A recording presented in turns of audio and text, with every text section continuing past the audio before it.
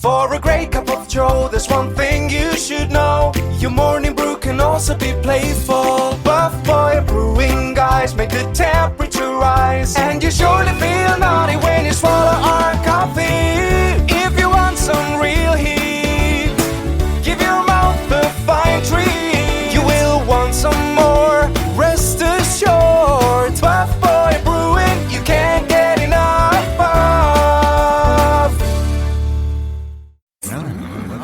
It's time for The Scribble, your weekly fix of celebrity chats, bizarre stories in the news, and basic random chatter with best-selling author and syndicated radio host Jeremy Bradley. Make sure your seat is in the upright and locked position and your barf bag is securely in place. Here's Jeremy Bradley. Thank you very much, Larson. Jeremy Bradley here. This is The Scribble, and thanks for tuning in at thescribbleshow.com and on SoundCloud and iTunes. What a week. I don't even... Where do we begin? Okay, let's just recap what's happened. There was the midterms on Tuesday.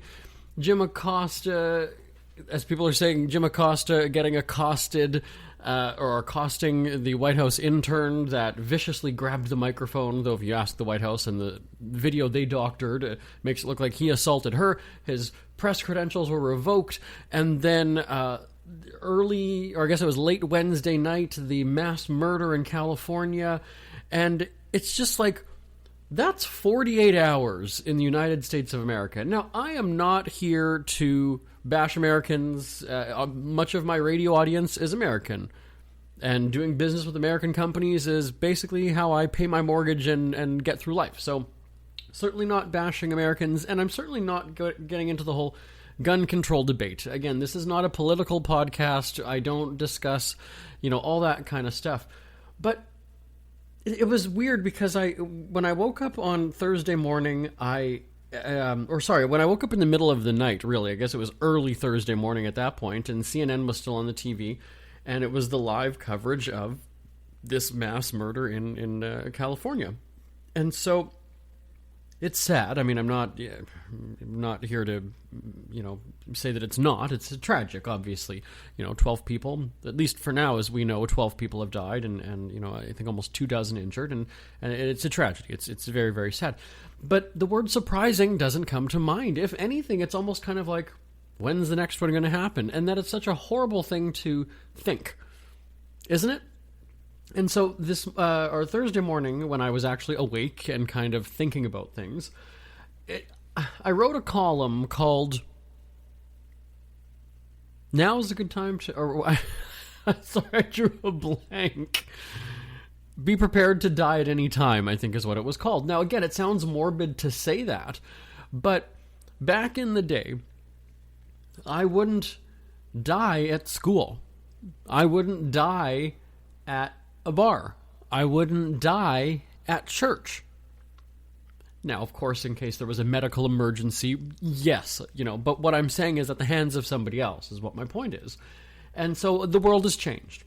And again, I'm not blaming mental health, I'm not blaming gun control, I'm not blaming immigration, I'm not blaming any of that. But what I'm saying is there's so many phrases and terms. Live each day as if it were your last. Live life to the fullest. Live in the moment, right? We hear that all the time. And so we like to be optimistic, and we like to say, I'm going to live until I'm 90, and I'm going to die of old age. Or I'm going to die of cancer at 85. That's a long life and okay. You always think that you're going to die when you're really, really old. Nobody thinks, I'm going to die when I'm 25 and I'm going to a baseball game, right? You just don't think that way. And so I don't know how to think nowadays. I don't know if I should be thinking that, what's my 5-year plan? What am I going to do? Just because it just seems morbid to think that, well, I'm not going to plan anything next year because I don't know what the hell's going to happen. I don't want to think like that. But it almost feels like every day when I step out of the house, I could almost be saying, or every waking moment, right? When I leave the house or when I go to sleep, somebody could be breaking into my house and kill me in my sleep. I could step out and get hit by a bus in front of my house tomorrow morning. I can go to the mall and have somebody shoot up the store that I happen to be in. Like, I'm not going to go through life fearful of everything. And then on the flip side of that, you often hear people go and say, well, I'm not going to go through life fearful because then that's what the terrorists want, and then the terrorists have won. I don't believe that. I think that the terrorists want you to die is kind of what it is. And so they're only successful if they take a life or, injure you or something like that. I don't think that they're caring about my emotions so much. They're not in my head. They're out to do destruction. They're out to end my life, essentially. So I don't think that they've won because I'm afraid to go to a bar, or I'm afraid to go to church or a synagogue or temple, whatever it is. So it's very weird, and I don't even want to call this like philosophical thought, because I don't know. It's kind of got me confused. I don't know how I should be thinking. I'm not going to get to the mall and step in the door and start to look around and go, okay, where are the emergency exits just in case something happens? I won't do that, and I don't think I'll ever be trained to feel that way. But it's very bizarre how things go. So what do you make of this whole thing? Like, terrorism I don't believe is going to go away, whether that's domestic, whether that's foreign, we can have the greatest relations with whatever country in the world, there's always still going to be people like that. Can we chalk it up and blame mental illness? I don't know. I really don't know if that's necessarily what it is sometimes. I think sometimes people just get so angry and they can't control their emotions. Is that considered mental illness? Well, I mean, I'm not an expert, so I'm not going to draw that conclusion, but I would say probably not. So it's just very strange the way the world is. And again, you can do that whole, well, the world needs love, that's a bunch of BS, because that's obvious. That's not a new concept. That's not a new, way of thinking. So, I mean, I've gone on now for, 6 minutes here, and I'm just kind of like, I don't really know what my point is in all this, but it's just kind of got me throwing out all of these thoughts and questions about the world and about life. And now, again, like I said, I'm Canadian, so the whole gun control thing is, I have a different opinion than people who are in the United States. I'm in the U.S. a lot for my job, but it's just kind of, it's like two different lifestyles, two different worlds, two different ways of living that I don't know. In Canada, I don't know anybody who owns a gun.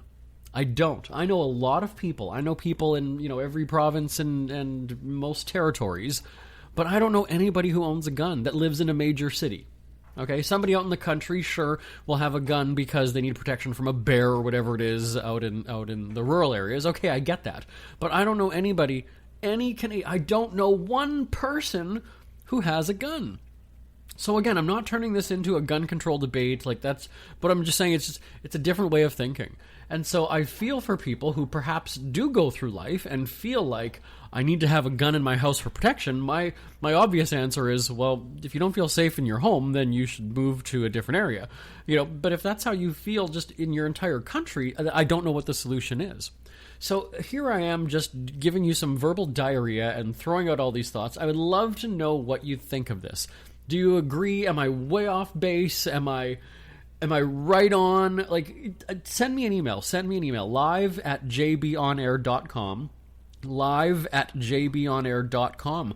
What are your thoughts on this? Again, you're not going to go through life fearful, but are you going to be thinking, hey, you know what, I could die in 5 hours and not even know it? How do you prepare for something like that? Seriously. Send me an email, live@jbonair.com. Okay, so we're going to take a break. When we come back, Jim Acosta, CNN, and the press credentials being revoked right here on the Scribble. Who are the Kardashians feuding with now? What did that little thug Justin Bieber do this time? Who's getting hitched? And who's headed for Splitsville? Hear the latest celebrity news and gossip every day on Entertainment Wrap-Up. The good, the bad, the ugly, but mostly the ridiculously hilarious. It's all recapped in this daily segment at entertainmentwrapup.com. Have a laugh at the expense of the rich and famous when they take themselves way too seriously. It's 3 minutes of time-wasting fun at entertainmentwrapup.com. Check out Entertainment Wrap-Up at entertainmentwrapup.com. Brought to you by Speak Free Books. Jeremy Bradley here, back on the Scribble. We're sort of working backwards through the week. So, late Wednesday night, let's say early Thursday morning for most of the time zones in North America, there was the deadly shooting in California, which I just talked about. And Wednesday morning, I guess it was the press conference that Donald Trump had after the midterms. Now, I will talk about the midterms coming up in the next segment. And then, furthermore, if you wanted to check out that, I mentioned that column that I couldn't remember the name of. It's on our website, speakfreewithjb.com. Check it out. I think I was a little bit more articulate when I wrote it Thursday morning. Speakfreewithjb.com. Now, this whole press conference with Trump, it was an hour and something, almost an hour and a half. I watched it when I was on the treadmill. And I get so intrigued because, for me, it's almost like an entertainment event. It is not a news event because you're just waiting. It's almost like when you watch those housewives shows and or a Jersey Shore episode and you know there's going to be a fist fight. You know there's going to be hair pulling. You know you're just waiting for that. And so that's why I tune into a Trump press conference. Not only because they don't happen very often, but just because you know that he's going to have his little snide remarks. And in all honesty, I find it funny. It's hilarious to me. Now, is it presidential? Is it professional? Is it helpful to the current turmoil in the country? Obviously not, right? I'm not even going to pretend that it is. But there's something comical about it. When you're watching, it's good television. And so I kind of sit there, and everybody has said, right, he's trying to run things like a reality show. It's all like a TV moment. He's always going to go for that moment. And he doesn't fail. I mean, he's very good at giving those moments in his little snarky comments about, oh, CNN, oh yeah, another winner here, oh yeah, whatever, oh. But there's just something really funny about these exchanges. And here's the deal. He has a point, and Sarah Sanders has a point, where a lot of these reporters are just kind of going for their moment. They kind of want to have that one zinger question, or, it's almost like they've got better street cred when they have it out with the president and he throws them under the bus, or he throws shade at them, or whatever it is. I can get that. I understand, they kind of have their moment. And it's no different than any other press conference ever. But now it almost seems like you've upped the game. Well, I've seen it with celebrities when they have, it's like a badge of honor when he blocks them on Twitter or, whatever it is. So the whole Acosta thing, if you haven't seen it, just, YouTube it and you can see that the White House accused him of putting his hands on a White House intern.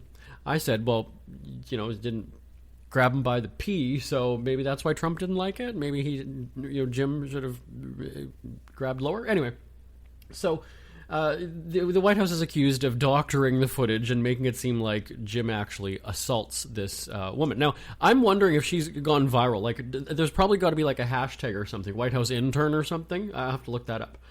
So I can only imagine how much like hate mail and threats that she's getting from obviously the Trump non-supporters, let's say. So this whole big thing about, him trying to ask a question, Trump shooting him down, and they go back and forth, and, Trump is telling him to sit down. Like, I don't know what the protocol is. If Jim keeps talking and Trump is telling him to sit down or handle the mic, like, could he be escorted out by security? Like, I was almost kind of waiting for Trump to do that and say, security, get him out of here. Later, we then found out that his press credentials were revoked. Now, it's just really interesting because neither side likes each other, but both sides are calling for a make nice scenario. And I guess it's almost like a standoff as to who is going to start to make nice first. Now, I know Trump, it was either a week ago or something, where he had said that he wants to be nicer, or whatever it was that he said. He's going to try to lighten the rhetoric, or whatever the term is. Just as, I don't hear the media, though, going and saying, okay, well, we'll ease up a little bit. Because, again, he kind of has a point that a lot of the stories are negative. Now, I realize that the negative stories are affecting hundreds and millions of people, right? If not worlds in other countries, countries around the world.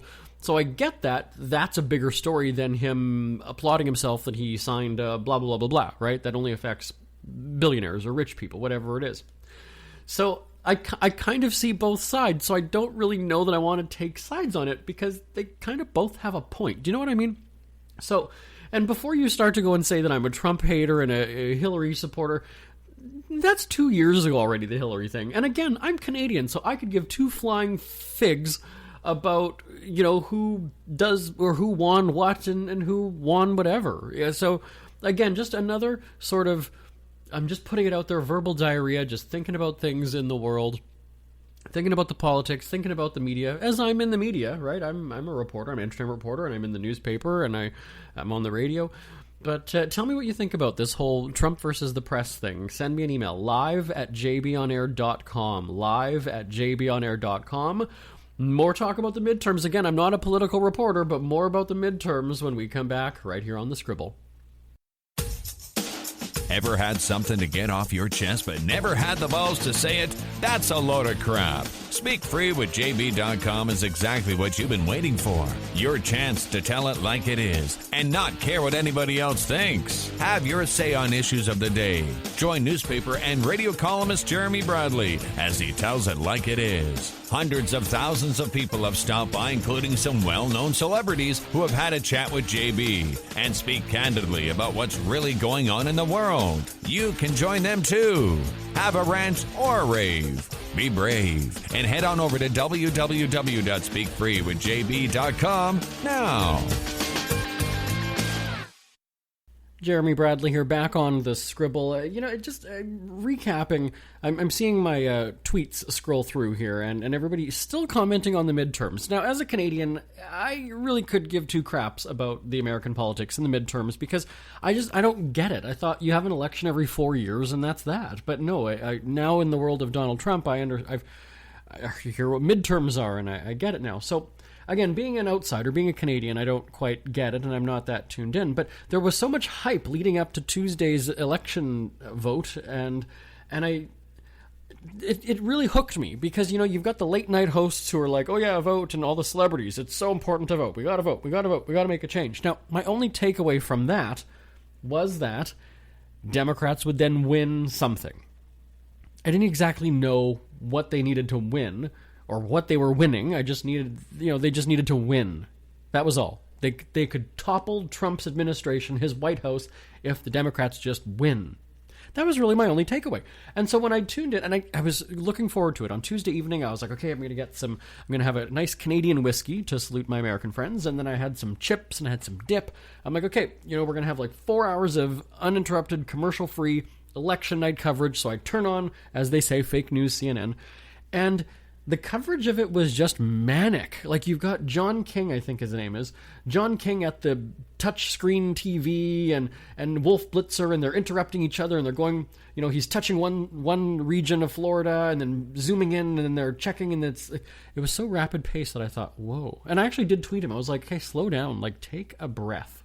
It was very, I don't know, again, it was going too fast. It was like a tennis match, and then, they're showing the math. Right? Okay, well, the Democrats need 13 seats, and they're leading in 6, and the Republicans have 4, and I was like, whoa. And so eventually I just kind of gave up. I was like, you know what, just tell me when somebody wins, because really what it looked like to me was that all these other people who are running throughout the country, the Beto guy and all these other people, it really just seemed like it didn't even matter that they were running in Texas, Florida, Georgia, wherever they were. They were just a tally for either the Republican or the Democrat. And it was just very strange to me, because I thought it almost really had nothing to do with you as the candidate. You were just a number. You were just, somebody to sway it in your party's favor. Now, it might have been a different story locally, so I can't say that people weren't rooting for an actual candidate where they live regionally. But nationally, the story kind of was, it's Republicans, Democrats, and you just need the numbers. So you're just a pawn. You're just a face of the party. Now, again, in Canada, we can't really relate to that, because I don't vote for the Prime Minister. I vote for the local candidate, and then their party, if that party, gets the most votes or whatever it is, then the party leader becomes the Prime Minister. So Justin Trudeau, I didn't actually vote for, because he's not in my city, in my region of the city, or in my town. He's not even from my province. So I don't vote for Justin Trudeau. If I liked Trudeau, I would potentially vote for the candidate in my area, but that's not how I vote. I vote for the candidate who either returns my calls when I have a question, or, is actually looking out for the community. If he or she happens to be part of Trudeau's party, then okay, fine, right?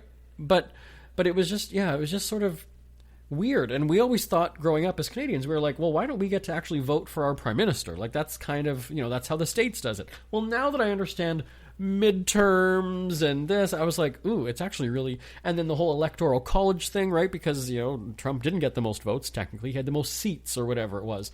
So now that I've got an understanding for their party, or their, political setup, I was kind of like, wow, politics is just effed up in general. Like, it's really kind of strange. So I left Tuesday night, and even on Wednesday morning, I was kind of like, so the midterm results were good? Like, because even that night, I see, all these tweets scrolling through everybody's, so some people were happy about this, others were happy about that. Like, I just couldn't even keep it straight. I'm like, so what was good and what was bad? Just tell me, like, how this all shook out. Like, are we okay? Like, I don't get it.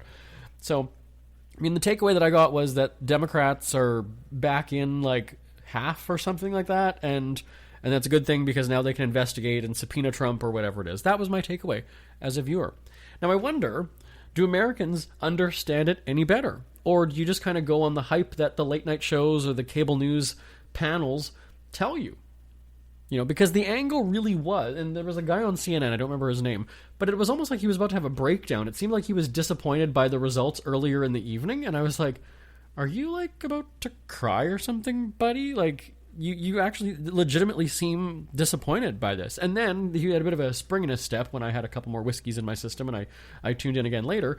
But, it was just like, wow. And so it kind of made me think, like, I'm sort of glad Canadians aren't into politics. And it almost seems like midterms. So not only have you guys been bitching about Trump for the past year and a half, 2 years, it's only halfway through his presidency, and now you've got this next round of drama when it comes to politics. Like, I'm so happy that, we only have one federal election every 4 years in Canada, and I only worry about that every 4 years. I don't have to hear it all the time. I don't halfway through. I'm not, hearing more about they're revving up their campaigns and stuff like that. Maybe they are. I'm just not paying attention.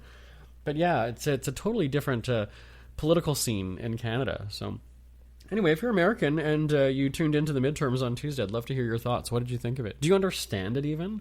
Send me an email, live@jbonair.com, live@jbonair.com. Isn't it crazy that you wait for payday, but before you know it, you're strapped for cash again? It's time to stop blowing your money and become a smart spender with the book, The Official Guide to Being an American Cheapskate at cheapskatebook.com. Learn simple ways to cut costs at home every day and during special times of the year. Don't go broke at Christmas. Don't remortgage the house for a fancy vacation. The book is filled with tips to save you money throughout the year. Check out the best-selling book, The Official Guide to Being an American Cheapskate at cheapskatebook.com or on Amazon and iTunes. Jeremy Bradley here, back on the Scribble. All right, so I think we're done with the recap of the week, right? What a crazy Tuesday, Wednesday, Thursday it was. Now, did anything happen on Monday? That's kind of what I'm thinking. I'm like, did I miss anything on Monday? What happened on Monday?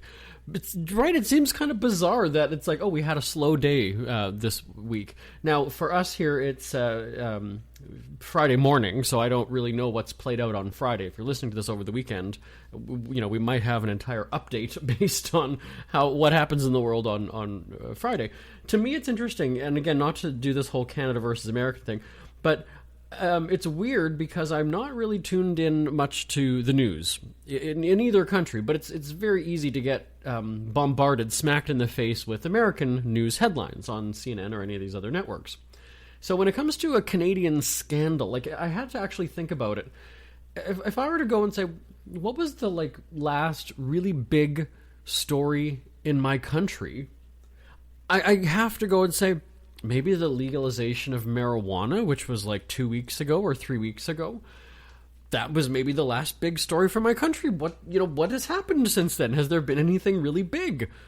As far as I know, there hasn't been any major shootings or bombings or anything in Canada. And again, I'm not saying that one country's better than the other. I'm just saying that it's a relatively drama-free sort of country at the moment. I honestly don't know.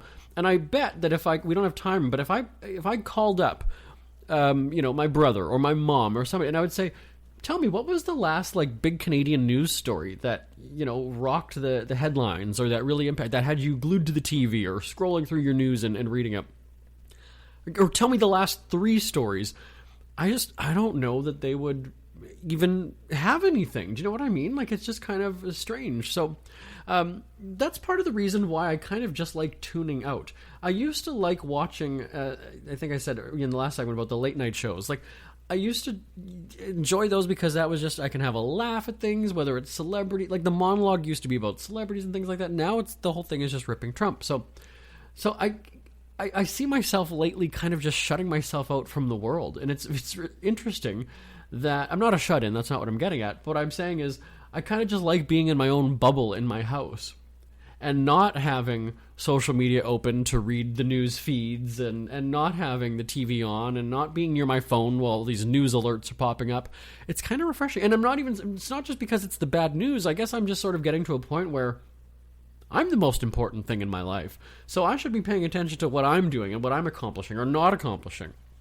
And again, I'm not certainly a social media addict because I wrote a book called Put Down Your Damn Phone already. So certainly I tell people to ditch their mobile devices. That's not what I'm getting at. But yeah, it's just kind of strange that, there's just so much going on in the world, and we're always so busy doing things. How much time are we actually focusing on ourselves? Be selfish once in a while. I guess that's what my point is. Now in a few days, or a couple days, it is November 11th, so that would be Veterans Day for our American friends, Remembrance Day in Canada, and everybody says it. I think, we appreciate everything that the men and women in uniform do for us and for our safety and for our freedom and all of that. I was about to say blah blah, but that almost sounds disrespectful, and I'm certainly very grateful for people's service. Now, here's the deal.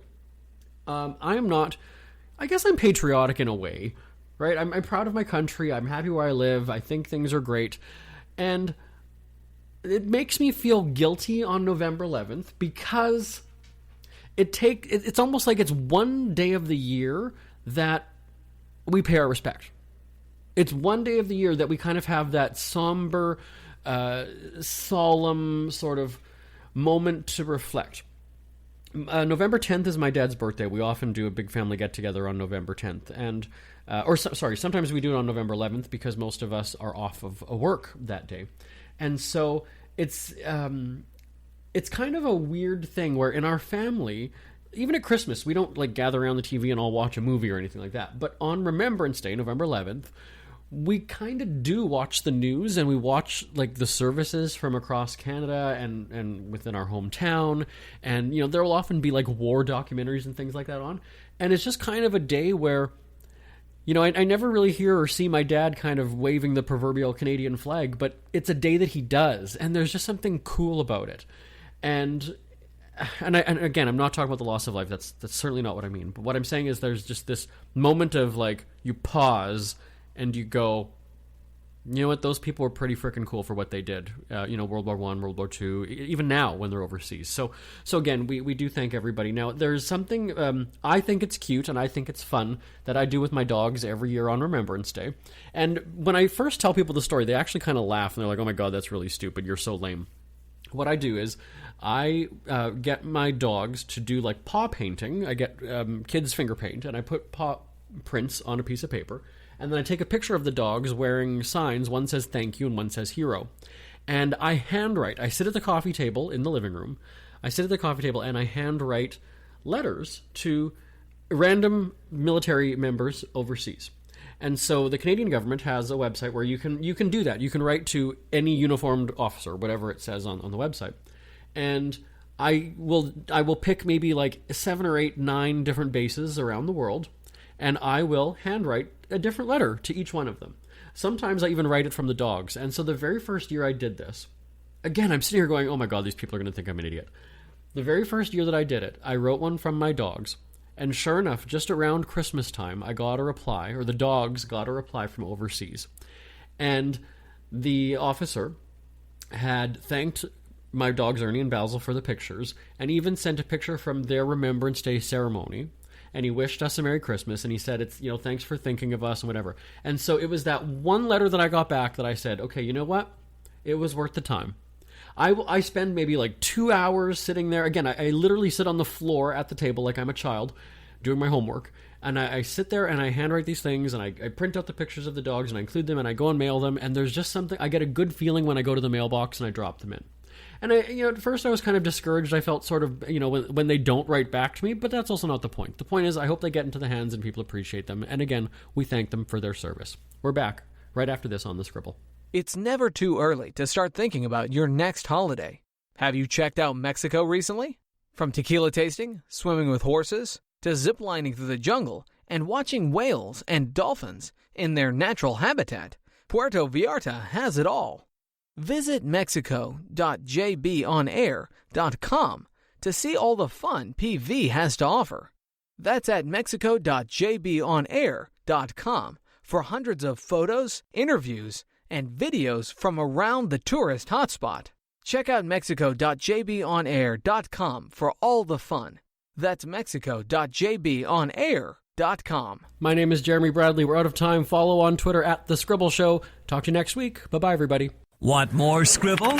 Check out thescribbleshow.com for past shows, celebrity interviews, cheapskate tips, and more. That's at thescribbleshow.com and on Twitter at The Scribble Show. The Scribble is a speak-free media presentation. If you want some real heat